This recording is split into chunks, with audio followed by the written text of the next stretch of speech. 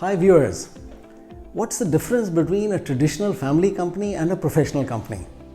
In a traditional family company, all power and authority is centralized in one place.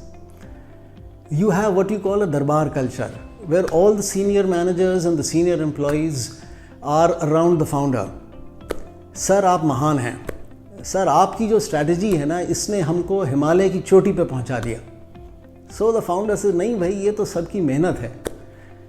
And the employees will say नहीं sir मेहनत तो सब लोग करते हैं पर आपकी जो सोच है ना. And the founder smiles because after all he has worked very hard. He has put his sweat, blood and tears and built this company brick by brick. So what is a professional company? Let's start with that. In a professional company, they have predictable excellence. They can predict, let's say you will get 28% growth in the coming year, and the actual growth will be very close to 28%. They know the market and they know the company. They have confidence in the future. They have also best-in-class professionals as function heads. If you stop an employee in a professional company and ask him what is the one-year plan, he'll be able to tell you. If you ask him what's the 5-year strategic plan, he will also be able to tell you. So this 5-year strategic plan is not just in the head of the founder and his son. It percolates down right to the entry level. You also have a succession plan for every important position in the company. The roles and responsibilities are clear and documented, not just for the family members or the professionals, but for everybody with clear boundaries. If the founder is on a vacation in Croatia, the company will run click-clock, no problem.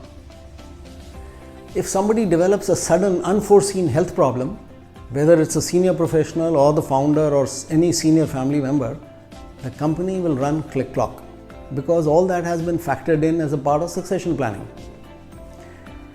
The company knows how to manage risk. It's like a ship which is designed to weather all storms and can last many generations. So what are examples of professionally run companies in India? In South you have the most respected group, the Murugappa group. In North you have the Hero group of the famous Munjal family. You have Airtel, you have Dabur, you have the Wadia group, the Kirloskars. All of these are multi-generation, 4th generation or more diversified groups. So if you would like to see yourself in that league of professionally run companies, what are the 3 things you need to do? What are the 3 steps, specific steps that you need to take? The first, the founder has to change his leadership style from command and control to delegate and trust. Now that is not easy because founders love their company, they are very passionate about it and they have brought it up from scratch, they know everything about it. So to delegate control and give away power and authority is not easy. And if the founder is not able to do it, then the company stays in the founder's trap, what we call the founder's trap, and it stays in that slot, it just doesn't move ahead. Number 2, build high performance culture. More than 100 books on corporate culture have been written in the last 10 years. Why is culture important? Culture drives financial performance. In many studies, companies with high performing cultures have outperformed others. If your organization is a tree, think of culture as the roots of the tree. And culture can't be copied. You can't put a ping pong table and paint your office in bright colors to create Google culture.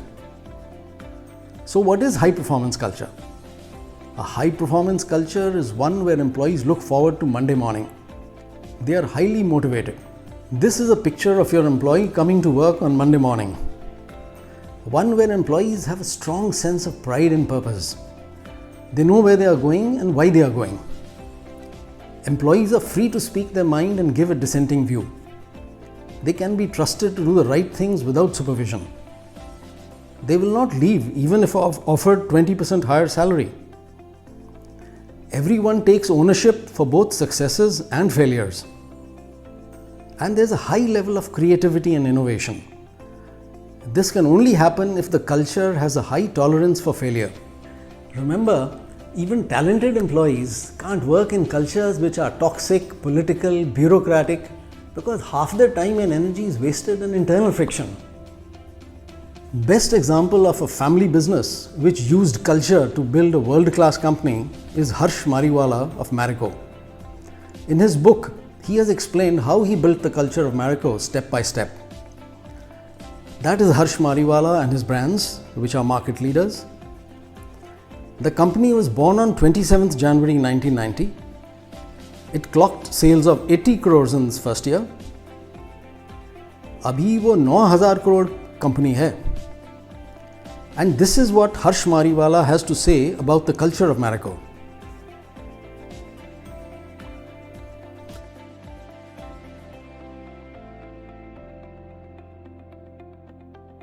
And this is what Uday Kotak has to say about Marico.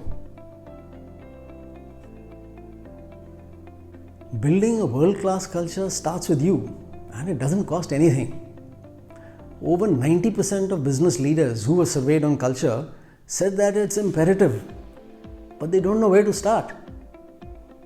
So I run a program, an 8-step program on how to build a high-performance culture.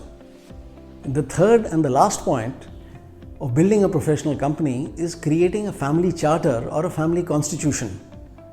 What should be the compensation principles? What should be the policy on cars? The policy on cars is particularly sensitive because the younger generation wants a high-end Jaguar and the older generation generally is quite happy with an Innova Krista. Should spouses work on the company? So there are a lot of issues which need to be discussed and agreed in advance as you move from generation to generation. I run a program on helping families build a charter, and this is an off-site program where we go out to a retreat outside your normal place of work, where in a very safe environment you discuss all these points and you agree on them. So how you build a charter is more important than the content of the charter. To summarize, these are the 3 steps you need to take to professionalize and scale your family business. The first is the leadership style of the founder. Can he make this transition from command and control to trust and delegate? The second is to build a high performance culture. And the third and the last is to build a family charter. Thank you.